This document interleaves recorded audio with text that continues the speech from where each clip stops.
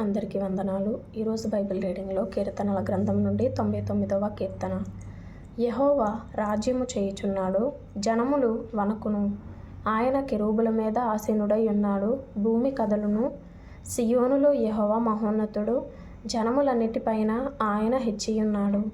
భయంకరమైన నీ గొప్ప నామమును వారు స్తుతించెదరు. యెహోవా పరిశుద్ధుడు, యథార్థతను బట్టి నీవు న్యాయమును ప్రేమించు రాజును స్థిరపరచి ఉన్నావు. యాకోబు సంతతి మధ్య నీవు నీతి న్యాయములను జరిగించి ఉన్నావు.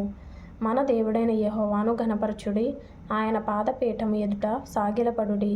ఆయన పరిశుద్ధుడు, ఆయన యాజకులలో మోషే అహరోనులుండిరి. ఆయన నామమును బట్టి ప్రార్థన చేయువారిలో సమూయేలు ఉండెను. వారు యెహోవాకు మొరపెట్టగా ఆయన వారికి ఉత్తరమిచ్చెను. మేఘస్తంభములో నుండి ఆయన వారితో మాటలాడెను. వారు ఆయన శాసనములననుసరించిరి. ఆయన తమకిచ్చిన కట్టడను వారనుసరించిరి. యెహోవా మా దేవా, నీవు వారికొత్తరమిచ్చితివి. వారి క్రియలను బట్టి ప్రతీకారము చేయుచునే వారి విషయములో నీవు పాపము పరిహరించు దేవుడవైతివి. మన దేవుడైన యెహోవా పరిశుద్ధుడు. మన దేవుడైన యెహోవాను ఘనపరచుడి, ఆయన పరిశుద్ధ పర్వతము ఎదుట సాగిలపడుడి.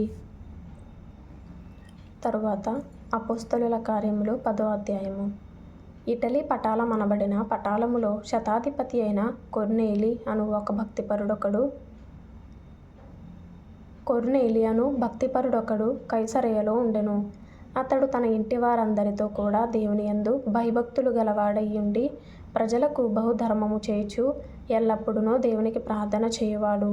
పగలు ఇంచుమించు 3 గంటల వేళ దేవుని దూత అతని యొద్దకు వచ్చి, కొర్నేలీ అని పిలుచుట దర్శనమందు తేటగా అతనికి కనబడెను. అతడు దూత వైపు తేరిచూచి భయపడి, ప్రభువా ఏమని అడిగాను. అందుకు దూత, నీ ప్రార్థనలను నీ ధర్మకార్యములను దేవుని సన్నిధికి జ్ఞాపకార్థముగా చేరినవి. ఇప్పుడు నీవు యొప్పేకు మనుషులను పంపి పేతురు అను మారుపేరు గల సీమోనును పిలిపించుము. అతడు సముద్రపు దరినున్న సీమోనను ఒక చర్మకారుని ఎంట దిగియున్నాడని అతనితో చెప్పెను. అతనితో మాటలాడిన దూత వెళ్ళిన పిమ్మట అతడు తన ఇంటి పనివారిలో 2 తన యొద్ద ఎల్లప్పుడూ కనిపెట్టుకొని ఇండువారిలో భక్తిపరుడకు ఒక సైనికుని పిలిచి వారికి ఈ సంగతులన్నీ వివరించి వారిని యొప్పేకు పంపెను. మరునాడు వారు ప్రయాణమైపోయి పట్టణమునకు సమీపించినప్పుడు పగలు ఇంచుమించు 12 గంటలకు పేతురు ప్రార్థన చేయుటకు మిద్ది మీదకెక్కెను. అతడు మిక్కిలి ఆకలిగొని భోజనము చేయగోరెను. ఇంటివారు సిద్ధము చేయుచుండగా అతడు పరవశుడై ఆకాశము తెరవబడుటయు 4 చెంగులు పట్టి దింపబడిన పెద్ద దుప్పటి వంటి ఒక విధమైన పాత్ర భూమి మీదకి దిగివచ్చుటయు చూచెను. అందులో భూమి యందుండు సకల విధములైన చతుష్పాద జంతువులను, ప్రాకు పురుగులను, ఆకాశ పక్షులను ఉండెను. అప్పుడు పేతురు, నీవు లేచి చంపుకొని తినుమని ఒక శబ్దం అతనికి వినబడెను. అయితే పేతురు, వద్దు ప్రభువా, నిషిద్ధమైనది అపవిత్రమైనది ఏదైనను నేనెన్నడూను తినలేదని చెప్పగా, దేవుడు పవిత్రము చేసిన వాటిని నీవు నిషిద్ధమైన వాటినిగా ఎంచవద్దని మరల 2వ మారు ఆ శబ్దము అతనికి వినబడెను. ఈలాగు ముమ్మారు జరిగెను. వెంటనే ఆ పాత్ర ఆకాశమునకెత్తబడెను. పేతురు తనకు కలిగిన దర్శనమేమై యుండునో అని తనలో తనకు ఎటు తోచకయుండగా, కొర్నేలి పంపిన మనుష్యులు సీమోను ఇల్లు ఏదని విచారించి తెలుసుకొని వాకిట నిలిచి ఇంటి వారిని పిలిచి, పేతురు అను మారుపేరు గల సీమోను ఇక్కడ దిగియున్నాడా అని అడిగిరి. పేతురు ఆ దర్శనమును గూర్చి యోచించుచుండగా ఆత్మ, ఇదిగో 3 మనుష్యులు నిన్ను వెదకుచున్నారు. నీవు లేచి క్రిందికి దిగి సందేహింపక వారితో కూడా వెళ్ళుము. నేను వారిని పంపియున్నానని అతనితో చెప్పెను. పేతురు ఆ మనుష్యుల యొద్దకు దిగి వచ్చి, ఇదిగో మీరు వెదకువాడను నేనే. మీరు వచ్చిన కారణమేమని అడిగాను.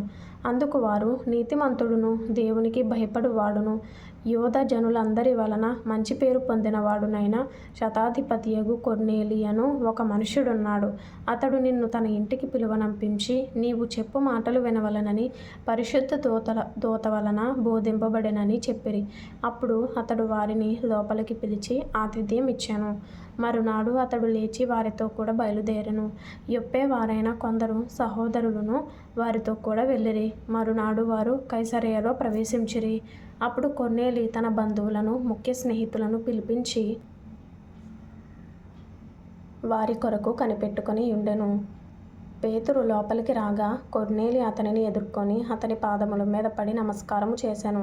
అందుకు పేతురు, నీవు లేచి నిలువుము, నేను కూడా నరుడనే అని చెప్పి అతని లేవనెత్తి అతనితో మాటలాడుచు లోపలికి వచ్చి అనేకులు కూడి ఉండుట చూచెను. అప్పుడు అతడు అన్యజాతి వానితో సహవాసము చేయుటైనను అట్టి వానిని ముట్టుకొనుటైనను యూదునికి ధర్మము కాదని మీకు తెలియను. అయితే ఏ మనుష్యుడును నిషేధింపదగిన వాడని అయినను అపవిత్రుడని అయినను చెప్పకూడదని దేవుడు నాకు చూపించి ఉన్నాడు. కాబట్టి నన్ను పిలిచినప్పుడు అడ్డమేమియూ చెప్పక వచ్చితిని. గనుక ఎందు నిమిత్తము నన్ను పిలువనంపితురో దానిని గూర్చి అడుగుచున్నానని వారితో చెప్పాను. అందుకు కొర్నేలి, 4 దినముల క్రిందట పగలు 3 గంటలు మొదలుకొని ఈ వేళ వరకు నేను ఇంట ప్రార్థన చేయుచుండగా ప్రకాశమానమైన వస్త్రములు ధరించిన వాడొకడు నా ఎదుట నిలిచి, కొర్నేలి, నీ ప్రార్థన వినబడెను. నీ ధర్మకార్యములు దేవుని సముఖమందు జ్ఞాపకముంచబడి ఉన్నవి. గనుక నీవు యొప్పేకు వర్తమానము పంపి పేతురువను మారుపేరు గల సీమోనును పిలిపించుము. అతడు సముద్రపు దరినున్న చర్మకారుడైన సీమోను ఎంట దిగియున్నాడని నాతో చెప్పాను. వెంటనే నిన్ను పిలిపించితిని. నీవు వచ్చినది మంచిది. ప్రభువు నీకు ఆజ్ఞాపించినవన్నీ వినుటకై ఇప్పుడు మేమందరము దేవుని ఎదుట ఇక్కడ కూడి ఉన్నామని చెప్పాను. అందుకు పేతురు నోరు తెరచి ఇట్లనెను, దేవుడు పక్షపాతి కాడని నిజముగా గ్రహించి ఉన్నాను. ప్రతి జనములోనూ ఆయనకు భయపడి నీతిగా నడుచుకుని వానిని ఆయన అంగీకరించును. యేసుక్రీస్తు అందరికీ ప్రభువు. ఆయన ద్వారా దేవుడు సమాధానకరమైన సువార్తను ప్రకటించి ఇశ్రాయేలీయులకు పంపిన వర్తమానము మీరెరుగుదురు. యోహాను బాప్తిస్మము ప్రకటించిన తరువాత గలిలయ మొదలుకొని యూదయయందంతటా ప్రసిద్ధమైన సంగతి మీకు తెలియను. అదేదనగా దేవుడు నజరేయుడైన యేసును పరిశుద్ధాత్మతోనూ శక్తితోనూ అభిషేకించెనను నదియే. దేవుడు ఆయనకు తోడై ఉండెను. గనుక ఆయన మేలు చేయుచు అపవాది చేత అనగా సాతాను చేత పీడింపబడిన వారినందరినీ స్వస్థపరచుచు సంచరించుచుండెను. ఆయన యూదుల దేశమందును యెరూషలేమునందును చేసిన వాటికన్నిటికిని మేము సాక్షులము. ఆయనను వారు మ్రానున వ్రేలాడదీసి చంపిరి.